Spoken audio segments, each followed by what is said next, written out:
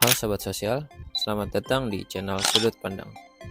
Semoga kalian semua baik-baik saja, sehat akal, iman, dan jasmani. Karena belakangan ini banyak yang sakit juga akal sehatnya. Ya, semoga kalian semua terhindar dari itu semua.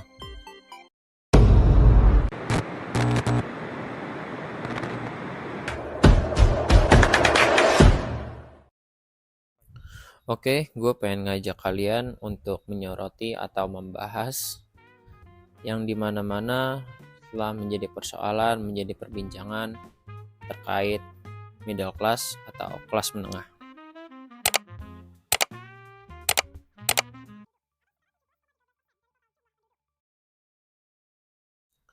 Karena peran middle class ini sangat penting, sangat krusial keberlangsungannya bagi suatu negara. Semakin kuat ketahanan middle class atau semakin berkualitas middle class tersebut, maka semakin pesat kemajuan sebuah negara. Rata-rata hampir di seluruh dunia, negara itu pasti diduduki oleh kaum kelas menengah, di mana mereka ini memiliki peran untuk menggerakkan roda perekonomian agar terus berputar. Gimana cara memutarnya? Yaitu dari kebutuhan mereka, pengeluaran sehari-hari mereka, gaji bulanan atau pendapatan mereka yang mereka gunakan untuk mendapatkan layanan sosial, pendidikan, dan lain-lainnya. Dari penghasilan dan pendapatan, mereka akan dikenakan pajak, di mana semakin cepat dan semakin kuat atau volumenya semakin besar yang dihasilkan oleh middle class untuk menggerakkan roda-roda ini, maka semakin cepat juga pertumbuhan ekonomi masyarakat kita. Tapi lagi-lagi, banyak gempuran untuk middle class di tahun yang akan datang.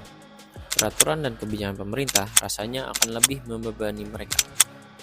Ya kita tahu, kita ngerti. Semua ini demi kebaikan negara. Kita memang harus segera bebenah. Karena ya bisa dibilang 10 tahun terakhir kita tuh banyak bercandanya. Kita tuh banyak gak seriusnya dalam negara.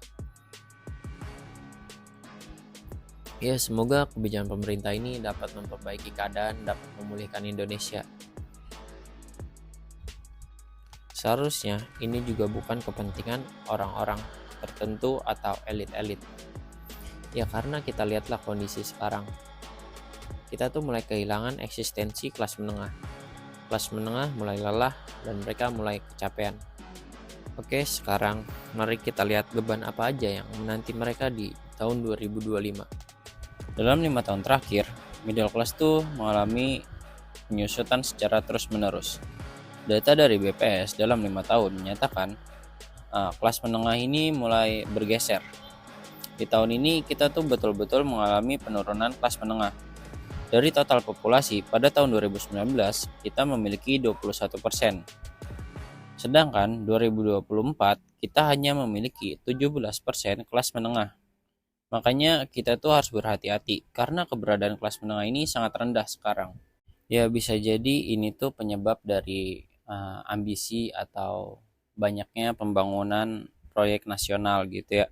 Yang memang kita ini tidak mampu atau tidak memiliki anggaran yang cukup untuk itu semua. Ya jadi seperti biasa, middle class lah yang jadi tumbalnya, middle class lah yang harus berkontribusi, middle class lah yang harus turun tangan. Ya karena middle class ini punya gaji, punya penghasilan, kebutuhan rumah tangga, pendidikan, hiburan, dan lain-lainnya. Dan situlah mereka secara tidak langsung berkontribusi melalui pajak. Persoalan pajak, katanya memang PPN itu akan naik menjadi 12% di 2025 nanti. Belum tahu sih fix atau belum ya, tapi nanti coba tolong di cross check lagi. Jadi PPN 12% ini berlaku ketika kalian membeli barang, jasa, atau layanan umum. Itu hampir semua kena PPN 12%. Ya katanya pemerintah tuh bakalan memastikan PPN 12% ini hanya untuk yang bersifat mewah, supaya betul-betul yang terdampak itu masyarakat yang memiliki penghasilan lebih. Tapi kan tetap aja, kalau udah sampai pasar, mereka tuh semua pasti cari yang murah. Beli gas, mereka pasti tetap beli yang ada tulisannya hanya untuk rakyat miskin. Jadi ya kalau menurut gua persoalan PPN 12% ini gak bisa dibeda-bedain. Ya semua rakyat pasti kena terdampak gimana barangnya, gimana mereka membeli sesuatu atau akan memiliki sesuatu. Ya jadi tergambar gak sih ke kalian semua, PPN 12% ini tuh jangkauannya, lingkupnya tuh terlalu luas kalau buat dikelompok-kelompokin. Belum lagi katanya tuh pengen menerapkan tapera, tabungan perumahan rakyat. Ya emang sih, kita tuh banyak yang kesulitan untuk mencari atau memiliki rumah yang layak.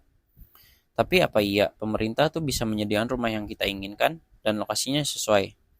Kalau tiba-tiba dikasih rumah seadanya gimana? Terus jauh dari tempat biasa kita beraktivitas gimana? Terus kan sebagian orang juga tuh udah ada target masing-masing buat memiliki rumahnya. Hal-hal seperti ini tuh perlu dikaji kembali supaya kebijakannya tuh sesuai target dan rakyat pun merasakan kebijakannya sehingga kita juga puas dalam bayar pajak, untuk bayar iuran, kita puas kalau hasilnya kita rasakan. Ya sebetulnya sih kalau kita pahami gitu ya, kita telaah, kita analisis, emang pemerintah tuh lagi berusaha menarik dana dari masyarakat. Ya butuh anggaran lebih lah. Karena kan kalau dilihat nih di berita-berita, ya banyak kan beredar tuh pemerintah tuh butuh anggaran, menteri banyak yang kekurangan anggarannya. Ya berapa menteri itu kemarin? Ya mungkin mereka dapat kuenya kekecilan kali ya, karena baginya kan harus banyak. Terus belum tuh yang di IKN, belum lagi pembangunan nasional kayak food estate. Ya itu kan kita butuh anggaran yang lumayan besar lah bisa dibilang. Makanya tuh ya kelihatan sih negara tuh lagi butuh anggaran besar. Makanya kan kita perhatiin tuh, kita rasakan makin kesini tuh subsidi-subsidi buat rakyat tuh diperketat. Kayak BBM, tarif KRL berdasarkan NIK. Makanya kerasa berat gitu. Bagi kita yang middle class, pajak dinaikin, subsidi makin disempitin. Pada tahun 2025 sebesar 6,5%. Untuk upah minimum sektoral akan ditetapkan oleh Dewan. Ya emang sih pemerintah tuh katanya bakalan naikin UMP atau UMR. Ya tapi kalian pasti ngerasain lah, apalagi yang tinggal di Jakarta. UMR tuh naik gak seberapa, tapi pengeluaran atau kebutuhan itu semakin hari semakin meningkat. Terus kita terang-terangan aja ya, nggak semua perusahaan itu memberikan gaji sesuai kebijakan pemerintah. Kebayang nggak? Kalian itu yang gajinya UMR itu pada ngeluh, apalagi tuh yang nggak sesuai. Ya makanya banyak juga yang pakai duit tabungan untuk memenuhi kebutuhan hidup mereka. Ya kalau nggak ada tabungan, mereka tuh mau nggak mau minjem, pinjol. Ya kalau gini terus-terusan, kita itu akan kehilangan eksistensi middle class. Dan kalau negara kehilangan ini, itu bakalan sangat buruk bagi perekonomian. Karena konsumsi masyarakat itu akan menurun. Kalian yang biasanya beli barang atau makanan di beberapa waktu tertentu akan memutuskan untuk tidak membelinya. Karena keuangan kalian yang tidak baik-baik saja, kalian tidak memiliki uang. Ya kalian juga pasti bisa merasakan sekarang-sekarang ini harga kebutuhan pokok mulai pada naik. Hal ini membuktikan bahwa memang perekonomian kita itu sedang tidak baik-baik saja atau tidak stabil. Begitu juga bagi para pengusaha khususnya di sektor domestik. Kalian akan mengalami penurunan pendapatan atau penghasilan karena calon customer kalian ini tidak memiliki uang. Barang kalian tidak terjual. Jualan kalian tuh nggak laku. Pemasukan kalian menurun. Akhirnya kalian melakukan pemecatan terhadap karyawan.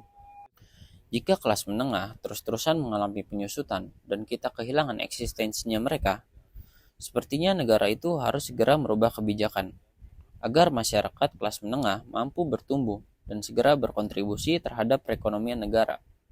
Negara juga harus memperhatikan setiap kebijakan-kebijakannya supaya tidak terlalu membebani masyarakat dan memanjakan elit-elit. Ya kita tahu semua tuh pengen diuntungkan dan diringankan bebannya. Tapi setiap kebijakan itu harus dipikir kembali dengan bijak dan dikaji ulang supaya negara itu mampu bertahan, mampu bertumbuh. Gue yakin kalau kebijakan-kebijakan itu betul-betul dapat dirasakan sama semua golongan masyarakat, pasti mereka tuh akan senang dan ikhlas ngebantunya. Mereka akan ikhlas bayar iuran, mereka akan ikhlas bayar pajak. Tapi sebaliknya, kalau duit mereka dipakai sama hal-hal yang gak bisa dirasakan atau untuk kepentingan pribadi atau kepentingan elit-elit, masyarakat pun akan marah. Ya dan semoga pemerintah berhasil memperbaiki keadaan. Ya karena kalau terus-terusan kayak gini dan tidak ada perbaikan, ya entahlah apa yang akan terjadi pada Indonesia nanti. Sekian konten gue kali ini. Kurang lebihnya mohon maaf. Jika ada kekurangan, kekeliruan, silakan dikoreksi. Dan sampai jumpa.